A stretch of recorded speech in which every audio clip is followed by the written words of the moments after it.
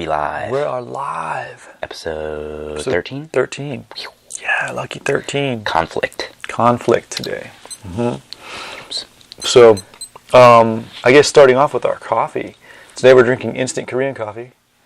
It's quite good. Delicious. It really is tasty for the two coffee snobs. Mike called it immediately, though. He said the Tim Hortons double-double, and that's what it mimics, but with a nicer edge. But slightly better. Yeah. Definitely. And it definitely, as far as instant coffee goes, dang, I mean, that's what's up. Dang, it's all right. Take that. I can dig it. Yeah. So, what do we got today in terms of conflict? Well, I got some dark rain from Crimson Cup as well, because I'll go through more than one tiny cup of this. I have had quite a bit of caffeine already, but you know what? Whatever. Well, it's the dark roast, not as much caffeine. Yeah, so yeah. You're okay. If my heart explodes, it's fine. I'm CPR first aid certified. Die doing what I love. Yeah, you'll be okay. We're all gonna die we're gonna die in the mat anyway, right? Yeah. Good way to go. All right, so conflict today, which we can go kind of all over the place with. But I will start with, conveniently, Jiu-Jitsu gave me a topic for this one last night. So I was in a group of 3, and it was me, another 4-stripe white belt, and a 2-stripe white belt. And that's what makes this even funnier, is because a bunch of white belts, right? And you know me, I'm basically a kid. I'm a little kid just having fun, messing stuff up. And we're doing escapes from X-Guard.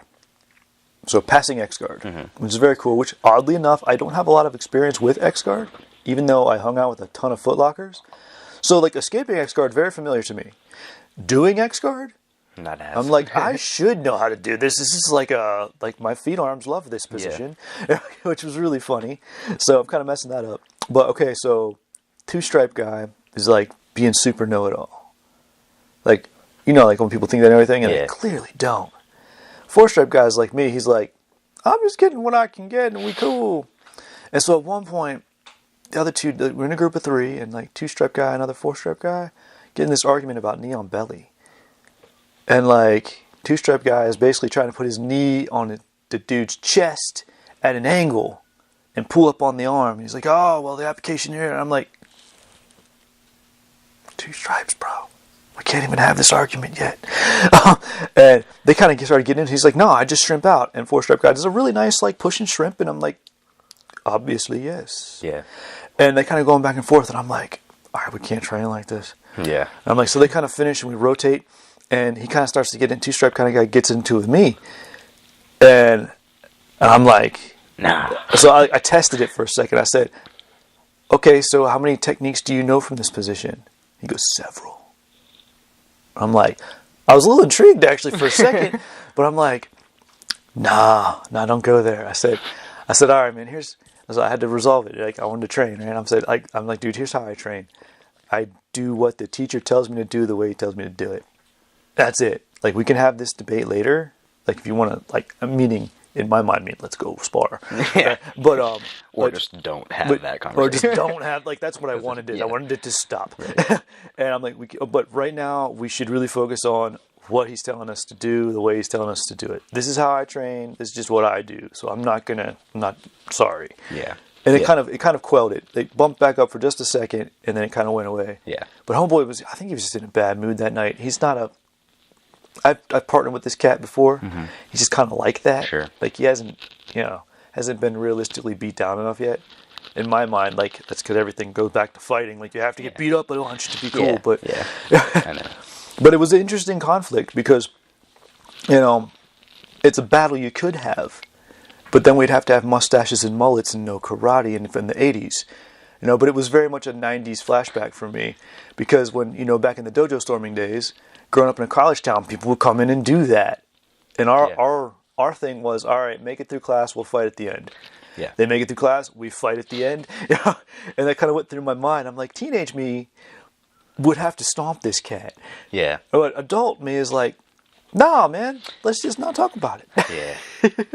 But that's even in jiu-jitsu or my prior jiu-jitsu life, if you want to call it that. I was the person who would have to go and handle that. I was that guy too. And if that guy came to town, okay, Like, you gotta go and do the thing. You gotta go do the thing and put this guy in laundry. You gotta go give him the 3-piece, you know? Yep, 3-piece in the Coke, right? Yeah, I don't drink Coke. Here's some coffee, bitch. What? Well, yeah, I was that guy too. So like, it was fun to kind of have the thoughts of that dude, but then be me now. And be like, yeah. I just remember, it was like when Swayze looks over, he sees the fight going on, you know, he just signals it, and you know, you got to go and handle it. Like, it's sort of the same thing. You know, you look at Coach goes and signals, and you're like, fuck, I gotta do it. This thing, I gotta beat up this person. Because they're doing that on your turf, on your, you know, you can't soil. let people come in your house, man. Yeah, I mean, there was a line there, and they crossed it. They crossed the line. Yeah, and that's the thing. Be respectful within class, but then as soon as class is over, it's time to handle that. We put the pajamas away. Let's handle it. Yeah. And that is like, I think there's merit to that. Back when that was a thing. For its time. Yeah, for its time. That was how we handled stuff for quite a long time. Nowadays, and I think, like, you have an assault case in your lap, like, in 2 seconds. It's a joke. I don't like that. I wish people could just beat each other up and then be friends. Well, even, like, mutual combat laws are muddy. Like, you can't even... Yeah, I know. Those don't even apply everywhere, so... Yeah, like... It's not even, like, that clear-cut. But, I mean, it was... You know, the conflict was resolved. The other dude I was training with, like, we're buddies now. He was cool, the 4-striper. I liked him a lot. And he got the good hips and the good foot position. He figured out this pass better than, like, right away. Like, I couldn't quite get it. I was missing something. And what I was missing is my foot was like that instead of like that. And I was like, ha! You got it. That's what you're doing. And I fixed it all. Yeah. Sometimes that's all that matters. That's all that matters. It's all technique, bro. But it was cool, like, you know, when you have that cooperative person that also realizes we've only known this for 5 minutes, you know, then it makes it fun. Yeah. Just over time, like, I can't tell you how many times I've learned the same thing over and over and over again. And that's just being re-exposed to it and whatever. And you see it with new eyes. Yeah, and you're like, whoa. Again, that comes back to what we were talking about kind of a little bit ago, is just coming into training with an empty glass, you know, an empty cup. If you're coming in with full cup, you can't take it in. That dude obviously had a very full cup. And was not having it, so he wanted to spill out and share it with everyone. So, which is, that's the thing. Like, again, you just kind of smile and nod and like whatever. Like, it's not super harmful, but it is cutting into your training time. So like, which was my point. I was like, I only have so many hours in a day, bro. Yeah, and like, but on top of that, like, that's your time. Like, that's your time. You don't want someone. I'm not here to argue. Yeah, like, I'm here to train. I'm here to train and do this. And you're hindering that, so. Yeah, and so but I mean, to be able to peacefully solve it, or at least on my end, like, that dude was still in a grumpy mood. And but you can't fix that. On top of that too, nowadays, like, how you handle it afterward is important too. Like, especially in jiu-jitsu too. Like, if you decide to roll after class and this and that, like, he didn't stay. Right. But I tried to roll, but we were doing situational drills, and so we were doing the X guard, and it was like sweep or pass, which was fun. And I went with this blue belt at one point. I had to sit out for a second, so I was like, odd man out, because I usually don't stay. And I sat out, which kind of sucked. I had to sit out like a couple rounds, so I didn't have a lot of time, you know, spring break. I'm like, damn, I just wanted to get some rolls in. But I went with this blue belt. It was really funny, because I don't really know how to sweep from X guard. Like, it's not something I use. I could De La Hiva that and cheat. But I was like, no. He said X guard. I'm not going to turn it into a De La Hiva. And so I was kind of just doing whatever I could. But when I was trying to pass him, my strategy mind kicked in a little bit. And I was trying to do the pass. And I got like half of it once. But he kept reacting the same way. I was like, all right. I want to go off his reaction. If I can't stop the reaction, which I couldn't, like, I could kind of slow it down, but he would eventually grab the foot, extend the leg, and do the same pass. And I'm like, I'm surf passing this fool. And literally, I just watched the video. Like, before class, I was considering buying this. It's called surf passing. And I'm like, clearly, this is an opportunity to do this. And I did it. And I extended my leg, used my flexibility. I sat on him. I spun around. And I went to take his back, and he turtled up, and I grabbed his neck, and I was like, ha-ha! Like, holy shit. And I was like, I meant to do that. Like, I kind of meant to do that. But yeah. They don't know that, so you meant to do it. Yeah, right. Yeah. So it was pretty funny, though, because I'm like, cool, I passed him once. I'm happy today. Yeah. I got half the pass we're supposed to do, and I did my cool thing. Like, I improvised. Yeah. Yeah. So that was actually really fun. Just, something new that I'm not experienced with, just kind of be able to play with it, and that was a good time. That's something I feel like not everyone like gives themselves permission to do, is like play with new stuff, fail at new stuff, and then leave it alone for a minute.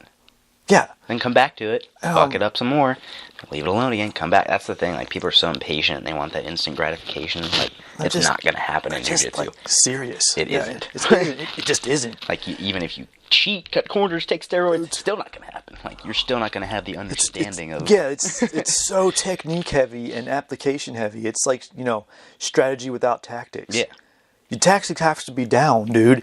Yeah. Otherwise, your strategy cannot happen. Yeah. It's symbiotic. It's not going to happen with that one. Yeah. And especially, like... shit, now I went off on, like, 10 different tangents in my brain. Kid, I don't have enough mouths. Yeah. But with your training buddy or your person, whomever you were training with, like, I've experienced, like, as a teacher, that human and that... Yeah, I've experienced as a teacher, too. As a teacher, you're just kind of like... Oh, shit. Yeah, like, you have to... You almost, like, listen for what the student is going to say, because you just want to be like, how are they going to respond to someone encroaching on that? Like, part of me was that was the teacher in me drawing out a response so I knew how to handle it. Mm-hmm. And I think that's part of why I was like, so what do you know? Yeah. And based on his response, it gives me a way in to diffuse the situation. Right. And I think that was probably something I learned teaching, because that's kind of how I handled it. Mm-hmm. Or even probably parenting, like, you just start communicating, and it's just a communication practice thing, exactly. And it's just, but it's also what do I want to use my time for, and that's I would chalk that one up to maturity, but well, I mean, you can boil that down, like yeah, he may have had a bad day, but like, he's really putting a lot of energy into this, like, you know what I mean, like, it's self-defeating. It's very self-defeating, but if you can't convince someone that they're being self-defeating, because maybe they're just in a crappy mood. That's fine. And, and so you have to kind of learn how to get around it. Yeah, but I think as a person, you need to learn to not bleed on those who didn't cut you, Like, as an adult movement. As an adult, yes. I mean, that has been lost for a moment in society. But especially with, like, social media. Again, coming back to social media. It gives everyone a platform to just bitch and moan. Just bitch and moan and solve nothing. Like... And by the way, follow us on all our social medias. Do that. Yeah, Facebook, Instagram. Instagram, YouTube. YouTube's. Podbean. Yeah, Podbean. There it is. Boom. Okay, back to how much social media sucks. Yeah, those are terrible social media. Use them wisely. Yeah. Again, but I mean, it's a tool or a weapon. You can use it. You can use a screwdriver and throw it at someone, and then it's a weapon. But if you use it as a tool, it works, exactly how it's supposed to, and it's fine. Yeah. But when someone gets on social media and just spews out all this crap, and just negativity, even, like, if you want to boil it down to something as simple as positive or negative, like, you look on social media, I guarantee at least 51% of it is all negative or stupid. Yeah. Yeah, at least. That's what makes it hard for, like, really good content and really good information to get out. Yeah. I.e. our podcast. Our podcast is the good content. Listen to it. But there's so much, like, particularly in martial arts, self-defense, like, that particular niche, there's so much crap and clutter to cut through, but then at the same time, there's so much availability of awesomeness. Yeah. So, like, you just have to have a good BS filter. Exactly. To be able to get to the awesomeness. And sometimes, here's the thing is, was Danaher talking about this? I was reading it somewhere, I was listening to it somewhere, and it just becomes Danaher in my head, maybe. Yeah. But he's talking about, no, it wasn't him, but it reminded me of him, of the importance of delivery. Mm-hmm. Because he's very good at this. Okay, so it reminded me of him, that's what it was. It was talking about, it was a strategy and tactics thing. It was like a TED talk. But it wasn't a talk, it was like a power, like the motion thing they do. It was very cool. But, strategy is nothing without proper delivery. And, like, if no one's interested in your strategy or what you're doing or in what you're teaching, then it's worthless, no matter how good it is. And that made me think of Danaher, of how he sits on the train on the way home and types out these posts that we all get all excited about, and they're super long, and you read them and you highlight them, and I've got a few of them on the wall. But he's so good at the delivery, where he knows exactly how he should deliver a story. And then in contrast to how, say, Henzo Gracie, his teacher, would deliver a story, they're very different. Mm-hmm. They can talk about the same thing, and Danaher is very calm and reserved and has his accent. And then Henzo's like, and then I went here. And they're both really engaging, and you listen to both of them, but they would swap styles. Probably wouldn't work. If Danaher tried to teach the way Henzo taught, or vice versa, it's not gonna. It wouldn't work. Yeah. And I think that comes with time, like as a teacher too. Like you have to test out different. You got to test out your personas, man. Because that is like it's exactly what it is. It's a persona. So like. It's almost like an act or something. Like I got coaching, I'm teaching, so let's do it. I mean, I know when I first started teaching, I literally had to create a character because I had such stage fright and social anxiety, like it was debilitating. And so I couldn't go up there as me, and so I had to develop in my head. And I mean, I straight stole from Batman on this one. There's a particular episode where when the Riddler's introduced to Batman the animated series. Of where Bruce Wayne changes his voice to Batman in the same sentence. And he goes from Bruce Wayne to Batman. Right. Like Bruce Wayne switches to Batman. Yeah. And it's effortless. It's so smooth. And I remember as like thinking of that, I didn't know, I was like 16 at the time, 16 or 17, and that was the first thing that came to my mind. Drop in. And I'm like, I got to switch the voice. It's your new role. Boom. And so I have a teacher voice. I can't turn it on quite as effortlessly as I used to, but it's there, like, and you'll see it come out. I don't know if you've ever heard it. It crept in a little bit here and there, but like my posture changes, my voice gets a little deeper, and like it's a weird thing. Mannerisms change. Probably. I bet you have some certain mannerisms.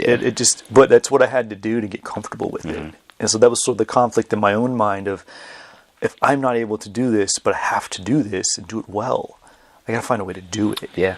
And then you get the whole weird blurred line of who's who. Yeah. But it was just, I had to make an aspect of myself stronger. And with teaching, like, again, like it's a performance, so people are going to notice. It's such a performance art, like your mess ups though too. So oh God, yes. You got to be okay with stumbling on the go and then just picking it up and then keep going. Like and I mean and that comes to the persona thing too. Is you got to decide what kind of person you are. Are you the kind of teacher that has to be perfect in front of everybody? Are you the kind of teacher that can have a stumble here and there and be like, "Oops, I'm human, guys. Sorry, I messed that up a little bit." Like, and I tried both of those on at one point in my life, and being the perfect guy.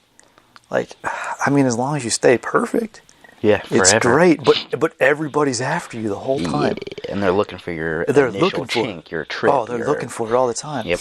But then if you're being the guy that's just occasionally messes up, more people are cool with that. But then you have like a smaller amount of people that are after you. Like, you're not perfect. I'm like, well, then you do it right. Like, good luck. Good luck. Do it right every night though.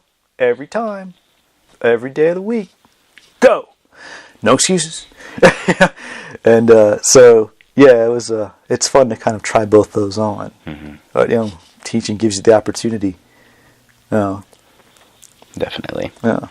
Teaching like can be conflicting because sometimes you want to, whether if it's you feel like training or you want to do this or you just don't feel like teaching, sometimes you have to fight that internal sometimes you just struggle. Don't feel like it. You have to be like, well, it's not about me. Yeah, you still got to turn it on and deliver a product and deliver a service, deliver whatever. Like, the switch has to flip. Yep. Like, and that's the thing.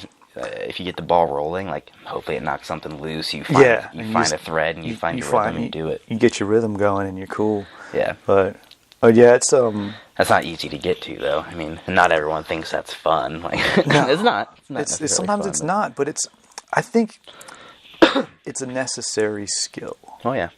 To just do what you have to do at the absolute best when you have to do it. Because otherwise you're just miserable. Absolutely. And it doesn't matter what that is. I don't care if it's like, you sweep floors for a living. Like, show up and sweep the heck out of the floor, man, and do it awesome and be proud of it, and be like, dope. Floors, they all right, but I think the cool thing about martial arts, and especially ones that involve sparring, teach you to do that. Mm-hmm. Teach you that, excuses are like assholes. We all have them and they all stink. Absolutely. You know what I'm saying? It just is like, cool, your knee hurts. Okay, you still got to win. You came to train, freaking train. Yeah, like make sometimes. It work. You can't do your favorite move? Well, pick a different move, man. And those are opportunities to realize that you can experiment. Like, you're not at the full, your full 100%. So it gives you an opportunity to be better and be new, Right. Turn that frown upside down. Give them the dark rain a try. There you go. It's dark. Good. It's intense, bro. Yeah, I'll have to get some of that. It's been brewing for quite a while, too. So some of that. Let me finish that off. It's on point. The Korean coffee was phenomenal. I might have to try to eBay that mess. Yeah, that was good stuff. That was really good. I guess, just the conflict of excuses of, like, if you show up and, like, I don't know, like, my knee hurts right now. So X-Guard was not the easiest thing in the world. But I found a way to do it, and it showed me to the proper angle where I wasn't forcing it. And I'm like, nah, okay. Yeah. I don't have to strength this. I just got to put it in place. That's the beautiful thing about jiu-jitsu, especially. It highlights it of its technique. It's just put yourself in the right spot in the right way, and it works. Mm-hmm. You don't have to be flexible or strong or big or small or anything. It's just know how to insert yourself into that puzzle, and the thing will work. And so that was, that was what I was having fun with the X-Guard. That's because I've got long legs and big feet. This should be a good thing for me. But I was like, I can't bend my knee quite right. All right, well, then I have to do it right. Oh, here it is. This is so comfy. Yay! And it kind of brings me back to, like, the conflict of between the, like, white belts. Like, why are you even discussing it? Technique itself is perfect. Everything, by itself is perfect, and it's you guys that are messing it up. This one's fucking it up. It's This is how it works, man. And it's just to get people to understand that concept. I'm not sure when I crossed over into that. I know it happened at some point. I didn't start out like all zen, open-minded happiness. You had to get there. But, like, how do you get there? Like, I didn't document the process. I don't know when the switch flipped. That's the thing. With jiu-jitsu, there isn't a switch. It's just accumulation over time, and then one day you're kind of like, what didn't bother me as much, or like this didn't do this, or Yeah. I don't think it is like one moment. I think it's just a massive conglomerate of some slow, shift just accumulation. Into, like, and then one day you're like, oh yeah, that's what that cliche meant. Yeah, dude, that makes sense. That's what that motivational poster meant. Like, there's quite a bit of meaning to it if you make there be some. Like, if you look for it, if you find it, or you experience it enough, then you can draw out the meaning. Exactly. That's like how Einstein always said, you only know something if you can explain it simply. Mm-hmm. And that's why I love quotes. It's because people that really know their stuff have boiled this down to 2 sentences, and there it is. And if you really know that, you can read that and be like, yeah. Mm-hmm. If you don't really know that, you can still read that and be like, that's very inspiring. Yeah, like, and that's then the you thing. can Layers slowly to it. dig into it. You can take something from the very superficial level, or you can start to dig and be like, oh yeah, this is what they're really getting into. This is how it applies to me. Like, I'm definitely the same in that regard in terms of like quoting and stuff like that. Yeah, definitely.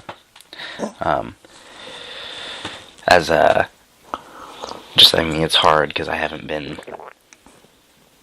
like a white belt for a long time. Yeah. So like I don't have a chance to go back. Felt those struggles in a minute, It's hard to remember, man. It really is. It's like trying to remember being a little kid. Like you'll have your moments where everything's just right, and you're like, oh, that's what it was. Yeah. And then that was the gift of jiu-jitsu to me, is I got to have all that come back. Mm-hmm. And I didn't have to remember it. I got to experience it again. And it was the beauty of it. And, I don't know how you can find that, man. Like somewhere. But as satisfying. It's not like you just, go learn a new skill. Well, yeah, but... I mean, it's you have to suffer a little bit and you get to reap the benefits. But that's the thing, you don't really reap any benefit with like a jiu-jitsu technique per se. Like you're just like, I have this tool now. Let's hope I get to use it and I am able to use it at the right time. It still depends a lot on you, you know? Oh, yeah, completely. But it's nice to have it be a new tool. Absolutely. It's nice to not really know how to use it and be like, all right, let's start plugging and playing. And see what happens. That's the difference, I think, is some people find that process to be fun. I think those are the people that really dig into it and break it down and make their own breakdowns of things. That's what I think. Anyway, I don't know. Hey, I'm with you. I like it. But especially, I don't know, jiu-jitsu has been, because I have like the striking background too, and then like jiu-jitsu, so like both bring different things to the table in terms of... They do. They're very... I think jiu-jitsu, because of it being primarily ground-based, you spend most of your time sitting down. And so, oddly enough, it's easier to scale back a little bit. It doesn't hurt as bad. Like, even if you just go with grappling, like wrestling and judo, you're getting slammed. Right. And then if you go into striking, old style taekwondo that I did, Muay Thai that you did, you're hitting each other. You're getting punched in the face. You're getting punched and kicked and just death. And if you do it like light, it doesn't work. Yeah, it's not a real application. Yeah, you gotta go. At some point, you gotta put full speed on. Yep.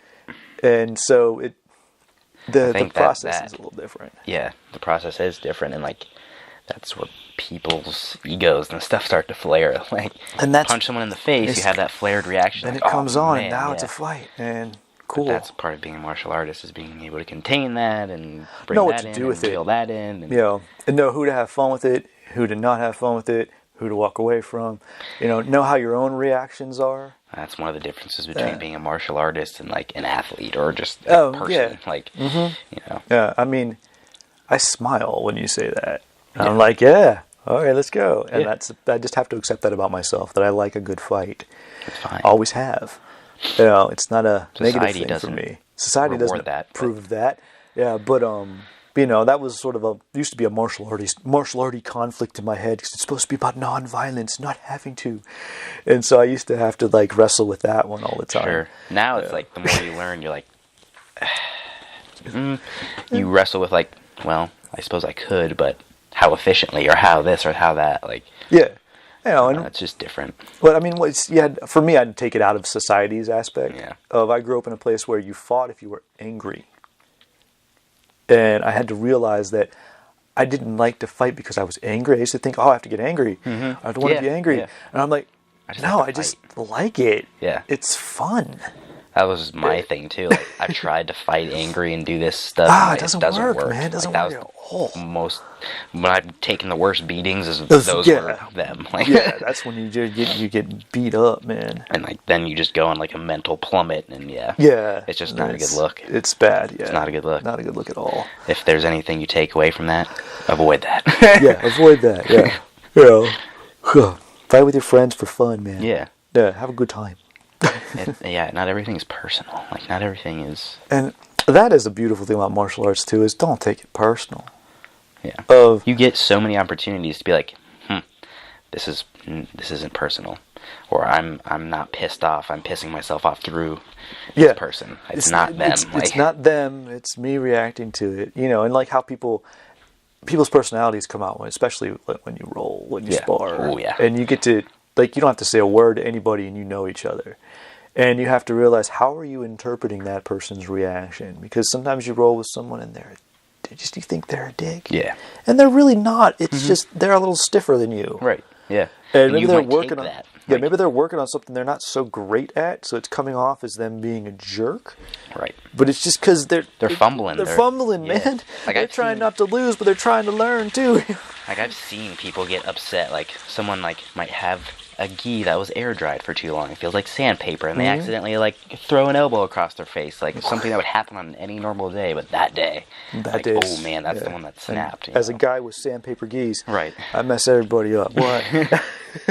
But it's not personal, you know. Mm-hmm. No, sometimes it's just, it is. Sometimes people are jerks, and you got to deal with that. And, but you know, you have to kind of differentiate a little bit here and there. But more times than not, it's not. 99% of the time, no, man. No. And even if it was personal, sometimes it was just an accident too. Yeah, and even if it was personal, got an opportunity to let it go on your end. Yeah, you got to say, well, we can go down this road and stay here, or I can just go and let it be. You can go ahead and be your pissed off self, and I can just kind of go be happy. Your reality is different. Just be on your way. Yeah, it's cool. You know, and yeah. Other than ideally, you could settle it. Just throw down, and it would be done. But it's never done. But too many things can go wrong prior to that. Make that happen. And no, even if like win or lose, sometimes people just don't let it go. Yeah. You know, and there's always that risk of that. Oh crap! This just escalated. Like, I thought we were supposed to be done and go get some coffee and be best friends now. Nope. Now he's got a gun now. Yeah. Dang. Now he's got a gun really and 4 friends. Me. Yeah. Have some honor. Dang it. Exactly. And if there's something missing from society, it's honor. It's freaking honor. Stupid social media. Darn. Darn, back to the social media hating. Yeah, I know. Just kidding. What was that Hulk Hogan movie where he was a nanny?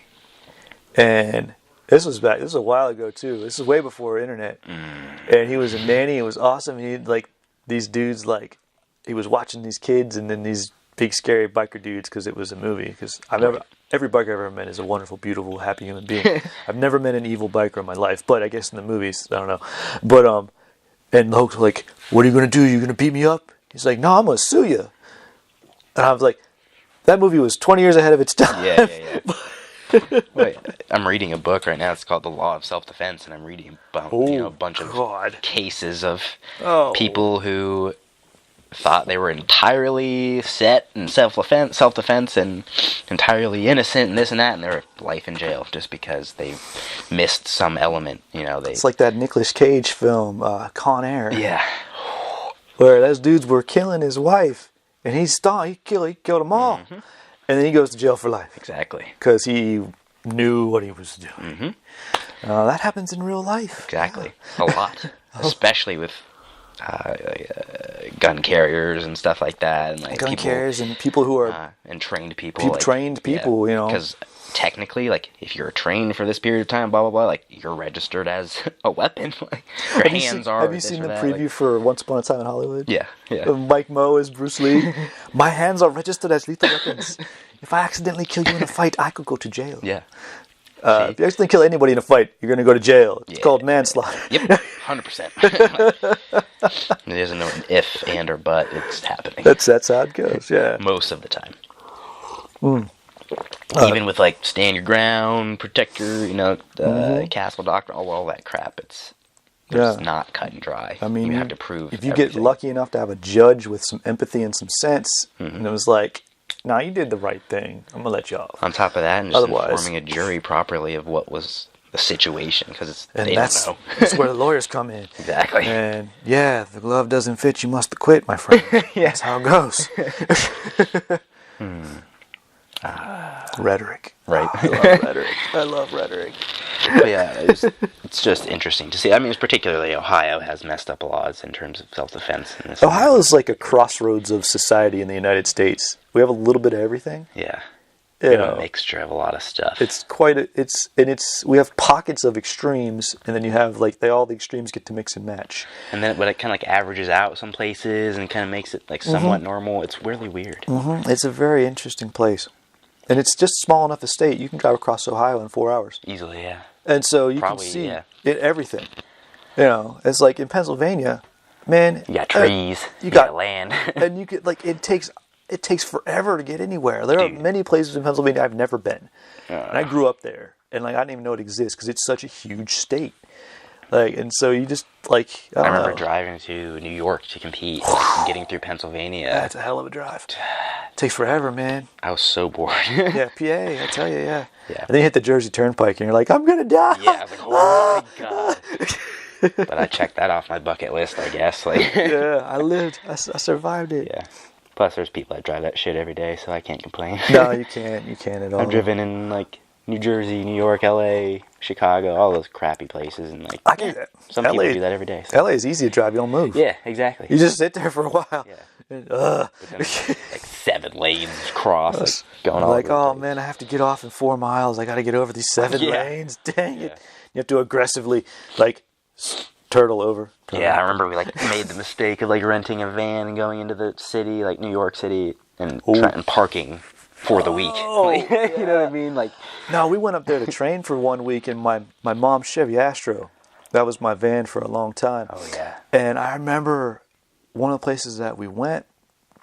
One of the coaches there, he was driving us around, and we went to this parking garage. And he's like, "I'm feeling skinny." I'm like, "You're fit? What?" He's like, "Fold that mare in. We'll park right here." And I'm like, I just closed my eyes in the back seat. I'm like, "He's driving my car. It's my mom's car." And it just, he fitted in perfect. Like, he could drive, man. You could tell that dude from New York. He fitted in, and we could get out and everything. I had sliding doors. He's like, "The sliding doors right in front of that pole. You're fine. Go." Like a glove. And I'm like, all right, bro. All right. Like after a certain point, you're like, I'm just going to see how this plays out. So yeah, that's kind of how I had to be. Because, you know, with Taekwondo, it's very heavy on the whole rank thing.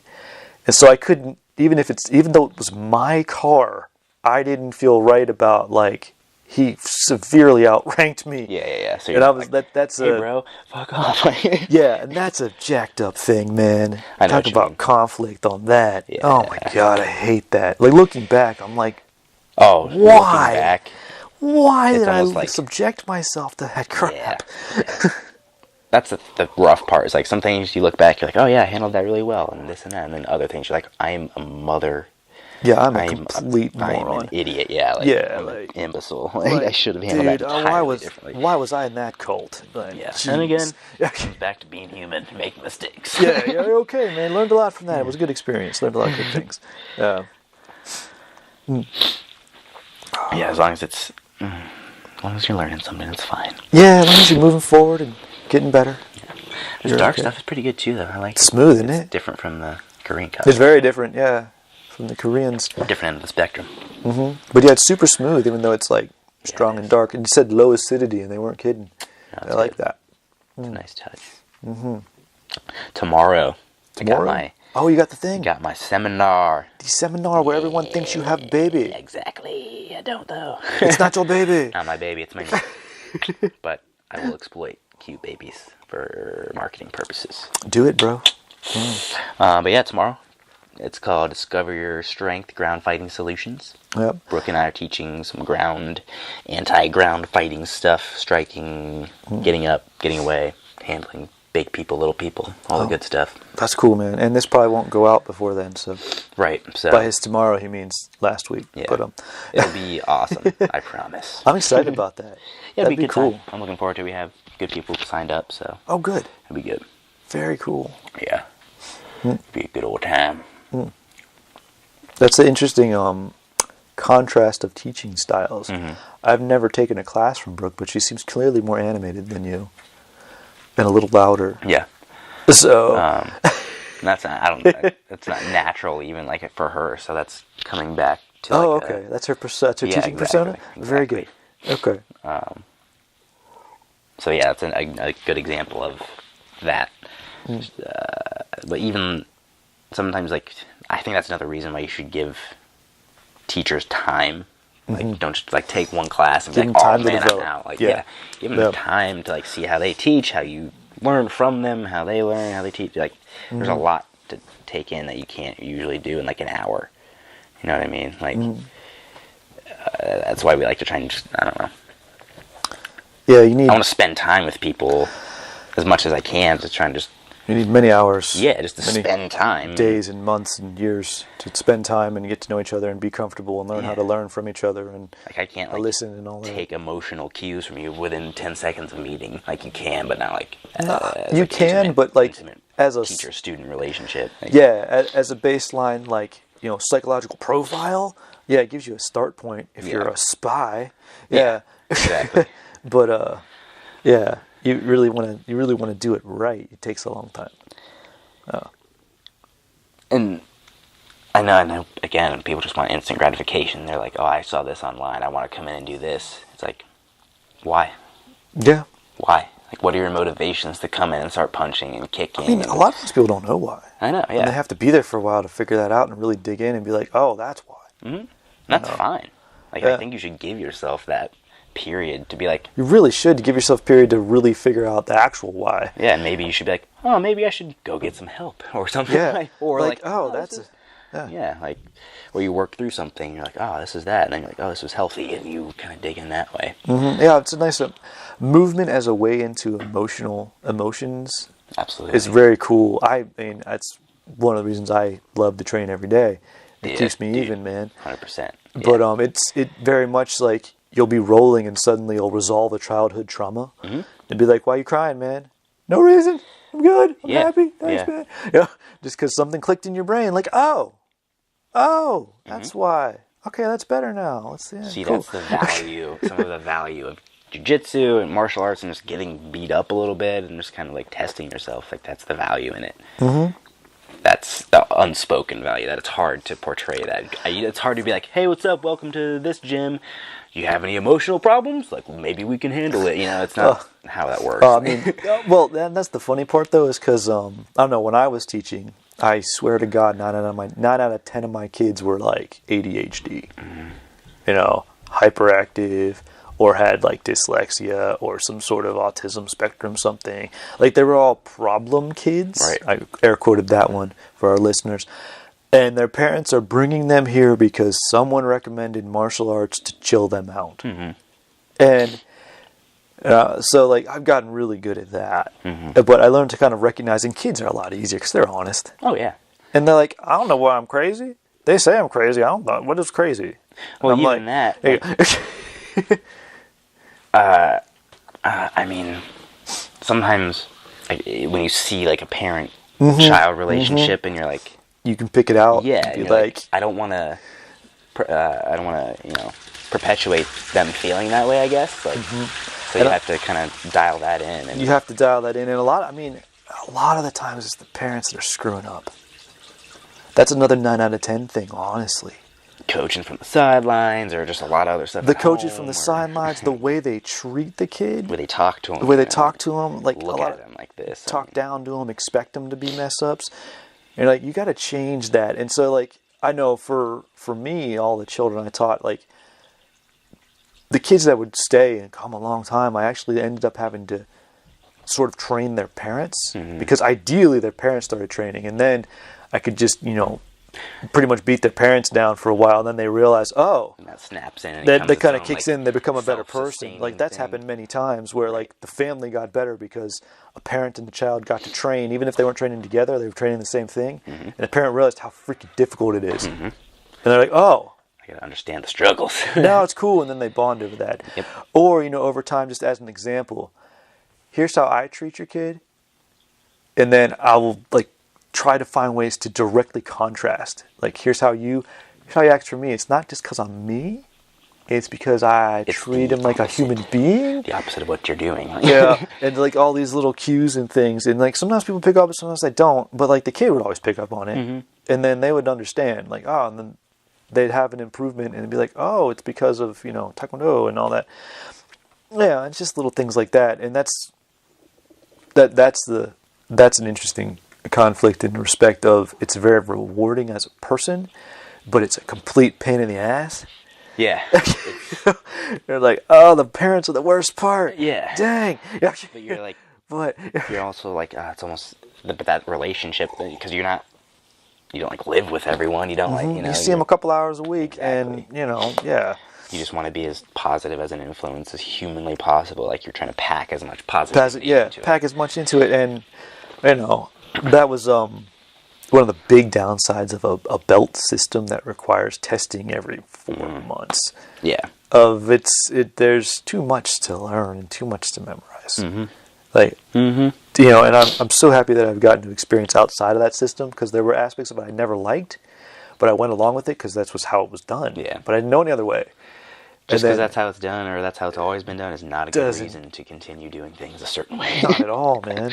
And even if it fits your society that you're in, still don't do it. Go against it. It's and so much prefer to just show up and train. You don't have to memorize this or know that. Just come consistently, and we're going to have a good time, and you're going to get better. Yay. Yeah, it's almost like your path is going to spell itself out as long as you keep walking down. You just keep walking down. That was the other quote I posted last week about Pound the Rock of Grave Popovich. Just let you borrow that book. It's a good one. I found this series, case studies on insert coach and whatever they do, on the leadership strategies of Greg Popovich. Nice. And this dude lived all over the planet, all the things he did before he was an NBA coach. But that Pound the Rock, he says, the only quote that he uses. He says he hates motivational quotes. They're trite, is what I think he said. Right. They're trite and useless. And but Pound the Rock is of, a sculptor can hit a slab of granite 100 times and looks like it's nothing. But that 101st, boom, it cracked down the middle. He's like, you can't skip steps. Mm-hmm. He says, with the Spurs, beginning of every season, when they come for the practice, they start with basics. They're pivoting, they're passing, they're dribbling with left hand, dribbling with right hand, like literally that kind of basics. And they build up from there every year. And that's like, he's like, no, I have to remind these guys, and I have to let them know that we're not skipping steps. And that... And those are to get to professional athletes. Yeah, and those are people that have won championships and the best in the world at what they do. And he's like, "Nah, guys, today we're 6. We're starting at the beginning, and they know it, and they know it works, and they're 100% cool with it. They trust the process. Yeah, but it's a really cool read to see how he kind of gets that through to people and how he becomes friends with all his players, and he learns about them so he can talk about things that aren't in basketball and. Mm-hmm. But it all comes back to the whole Pound the Rock thing, is that he does steps 1 through 100 in that order before he gets to 101. Yep. And the results, speak for themselves. It's been a cool concept in my head between that and be the training partner that people want to train with, not the person they have to train with. Be the guy that people are clamoring to roll with. Be the guy that you have to be like, I got him first. I got him first. Yeah, that guy's fight. Yeah, you want to have a playlist of partners. Yeah, man, and I like being that person, the go-to guy that drill with him. Everyone go. You want to drill with Mike because you're gonna it's gonna be fun. You guys are gonna learn together, and it's gonna be a good time. Yeah. Yeah. And so those have been in my head this week. Yeah, I mean, compare it to whatever you see, the iceberg at the top says success, and then underneath it's everything else. It's the same deal. Can't skip. There's a lot that you're not seeing. Yeah, there's a lot you're not seeing, and then just enjoy the steps, man. Yeah. Know that you have to trust the process and just have fun with it. Be where you're at, man. I have a friend who's a principal I grew up with, which is hilarious. He's got to be the best principal in the world because none of those kids are going to do anything he hasn't done. He'll see it all. Yeah. It's funny, but he refers back to a teacher that he had. I never had this teacher in school, but he did, and she was awesome. It was one of the people you were jealous. Like, man, I wish I got to have her. And he said that he taught her, you got to meet people where they're at. And kind of what that means. Of, you can tell, especially that kids just don't have a lot of life experience or have one life experience. They haven't. The world's not big to them. The world is their family, and if they're they have a shit family, you got to meet them there. You can't tell them the grass is greener when they've never been on that grass. They don't know what grass is. Yeah, and it's like you meet people there, wherever you happen to be at right now. I'm going to meet you there, and we're going to take the next step. I'm not going to show you, 2 miles that way is phenomenal. Let me tell you about it. You can't comprehend that. I don't have a reference point for it. Yeah. But he had posted something on, we keep up on the Facebooks. But when he got that principal job, it was kind of his dream gig. And that's what he said. He's like, here's where it started. This person taught me to meet people where they're at. And this is what that is. And I've always liked that. It makes it very cool, and it's easy to take. It's easier to take people on a day-to-day basis, that way. Yeah. Of that dude I was wrong with, he was just in a bad mood. Maybe he's not always that way. Yeah. But I can meet him where he's at today, and not hold a grudge. and we can get something positive out of today, and it's cool. Yeah, I feel like people, if they kind of like adopted that mindset with it more, it would be like less like, what's wrong with that guy? He's an asshole. You know, you have that internal like. And then he always has to fulfill that role for you. Like, why can't you just be like, he's having a bad day, you know? Maybe I can help him out, or maybe we can just get through this training session, and that'll be his therapy, and he'll be fine tomorrow. Yeah, and it's cool. Like, and if you gotta think about more macro, you know. Yeah, and if you think like anything, more macro like that, like you feel better. Yeah. Like, I felt really good when I got home last night. Mm-hmm. We were happy, and I was like happy about the situation. I wasn't stewing about it or anything. It was in my head, and the only reason it was in my head is because I was thinking about today, of us talking, and I'm like, I got to keep this story. I had to like refine the story a little bit so that I could pop it on the cast. Yeah. But I was like, man, I figured something out. Yeah. Yay. Yeah, that's the thing. You had an internal light bulb moment. Yeah. Like, getting people to see like the big picture in terms of like, oh man, I had a bad day, or this. Like, okay, like you had a bad technical day. Like, what's the next best thing? Like, maybe you cracked a joke and you made someone smile. Like, maybe that was the best thing of their day. Yeah, it might be. You know what I mean? Like, you got to start thinking about every motion. And I think that just comes because, like, from like a teacher aspect or whatever. Because like I cue into everyone in the room. Blah, blah, blah. You got to cue in. Yeah, you got to do that. But like, I think if people did that more, just in general, like cueing in, just being like, hey, a little more empathetic, a little nicer, you know. Yeah. Granted, I mean, you don't always have to be like sympathetic per se. Like, you can just be like, you know what, that's negative, not dealing with it. It's just identification. Yeah. And I mean, it's just self-awareness to do that. And realizing that one bad moment does not make a bad day. Yeah. Yeah. You ruin your whole day because one thing happened. Like, okay. Like, or you can just move on from the moment and be like, all right, that bad thing happened. And I mean, I can take that to extremes. I've had people die. Yeah. I've had people die on me, and I'm in class that day, and I'm distraught.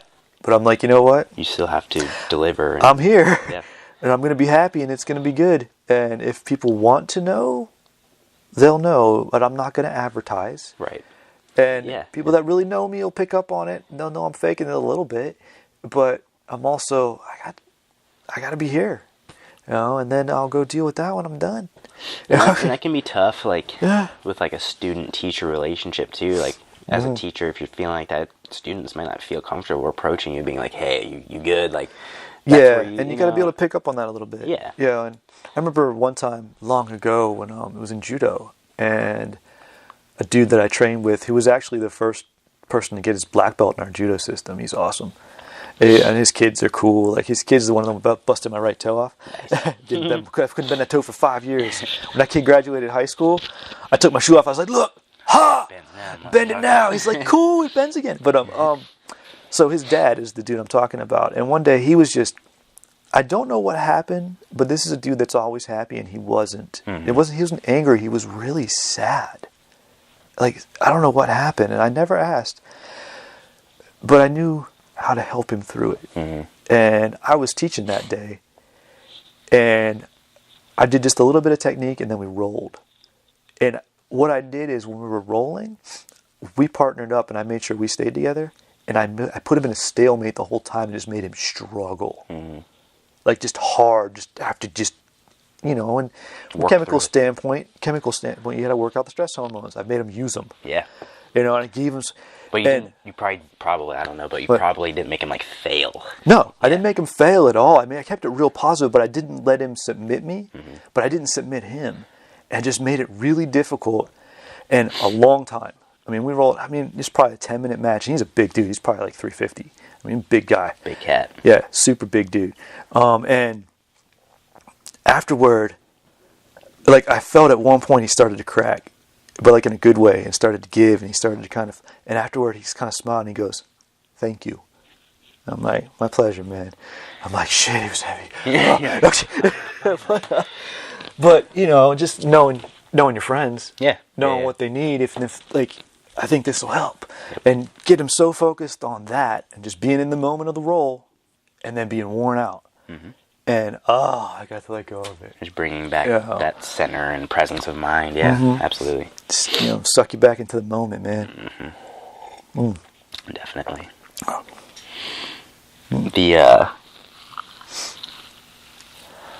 I think that you'll have, like, say, like judo, grappling. Mm-hmm. It's different with grappling and then striking. Like, it's almost a different type of stress release and a different type of energy, this, that, whatever. But, like, yeah. Sometimes it feels really good to punch someone. Sometimes it feels really good to get hit. Like, agreed. I needed that. Like, agreed. Yeah. Sometimes I just need to be like, kick me in the stomach. Yeah. All right. I feel good now. As morbid as that sounds, but I mean, anyone who trains, anyone who trains gets it. Anyone trains gets it. Yeah. Like when you get hit or you hit somebody, and how satisfying that both those ends can be. Knock the cobwebs out and like, all right, cool. Yeah. Oh. But yeah, conflict presents itself with martial arts in a lot of different ways. Whether you're a student, teacher, just practitioner. Rec league or professional or whatever, man. Yeah. And it's gonna be the scale. Like, and then what you make of it too. And what you make of it. It's not always everyone wants to be negative. Conflict doesn't have to be negative. It can be positive conflict. Like constructive criticism is a thing. Yeah. And technically it's conflict. And and wrestling with your own emotions is a thing. You can be conflicted in your own mind of, do I want to stomp this dude's face or do I want to like be friends? I don't know. It pops up. That's natural. It's healthy. Yeah. And you need to realize that, that's healthy. That's a normal thing. It's okay to feel like that. Yeah. What do you do with it? Exactly. Choice. Yeah. Sometimes I could be like, oh man, I don't want to beat this dude up because I don't want to go to jail, or you don't want to be a bad example for someone, or like this or that, like that, and that can sometimes they say you misstep and you make a mistake, like that was something that didn't flash through your head, and you made a mistake, and now you're in jail. So oops. Yeah, exactly. So you gotta think. Before you act, and that's what jiu-jitsu is about, or not jiu-jitsu, but martial arts. Martial arts gives you that time. It gives you that chance. Gives you those reps to think before you act and mess that up. Oh, okay. Whoops, did the wrong thing. Oh, okay. Yep. You get those reps in, and then it translates to the life. Exactly. Yeah, then what else is going to bother you? Nothing. Nothing at all. Nothing. No. Oh. Yeah. All right. Feel it. I'm feeling good, man. Yeah. Where else you want to go with this? Let's finish it up. Yeah. We've been all over it. I like it. It was very good. Yeah. There's conflict everywhere. You could apply it wherever. Like, well, just if to think about it as a concept rather than as a finite or like concrete thing. Think of it as a fluid concept and so don't, you can assign positive and negative to it, I guess, but then in a situation, slap it into balance. Conflict is just balance. It just is. But it just, but it's out, it's sort of the opposite. You're trying to be out of balance if things are conflicted. But, it's just sort of the other end of it. So in your own life, kind of tease that out and see what you can get. Yeah. Martial arts gives you, again, like, we're just looking at the time of, like, it almost goes into that bullet time, slow-mo. Like, these are when I can consider my options. The deeper you get into it, the more time you have. Yeah, the more time you can consider and back off and this, that. But I think that's one of the main differences between a white belt and a black belt. You get more out of a second, man. Yeah. Time. Yeah. Time extends, man. Yeah. Oh. Flow states. Ooh, love it. Yeah. Yeah. All right, that's good. I think we're on point. That was a successful day. I like that one. Yeah, very nice. Cool. All right. So you won't hear it, but come to the seminar tomorrow. Do it, man. Everyone, throwing that out to the universe. Good old time. Yeah. Have a grand week. All right, y'all. As always, keep your coffee regular. Hey, peace in.